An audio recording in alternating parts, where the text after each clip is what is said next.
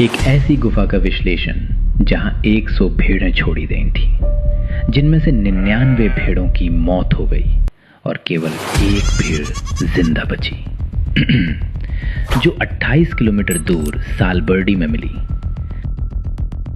कपिलेश्वर महादेव मंदिर, गौहान कुंड। यहाँ के स्वयंभू शिवलिंग पर साक्षात 9 फणों वाले नाग विराजे हैं, जिन्हें कपिल मुनि का जल अवतार माना जाता है। परंतु असली रोमांच शुरू होता है इस मंदिर के पीछे की रहस्यमयी गुफा से। हे नवीन नसून हे गौतम ऋषीच्या काळापासून असलेलं एक विशिष्ट ठिकाण आहे। तर हे जे आपण बघतोय हे सगळं प्राकृतिक आहे।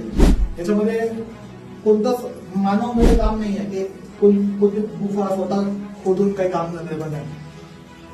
या गुफेचा जो विशेष संबंध आहे तो सालबर्डीच्या आंतरिक गुफेशी, शिवलिंगाशी, की पूर्ण धारा संलग्न तिथून 72 किलोमीटर इथून डिस्टन्स आहे, पण सलग अटॅचमेंट आहे या सगळ्या गोष्टींची।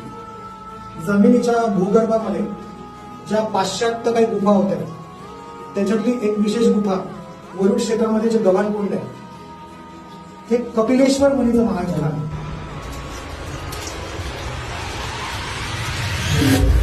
हे त्या काळातलं शिवलिंग,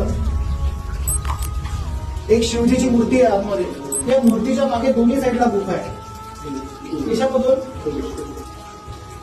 राईट साईडला आणि लेफ्ट साईडला जाणारे जे 2 रस्ते आहेत त्याच्यातला एक मार्ग गव्हाण कुंड पासून तर सालबर्डी पर्यंत भूगर्भ मार्गाने अंतर गुफेने जोडले गेले आहे। या गुफेमध्ये कित्येक ऋषीमुनी, कित्येक ध्यान साधकासाठी झालेले आहे, तपस्या झालेल्या आहे।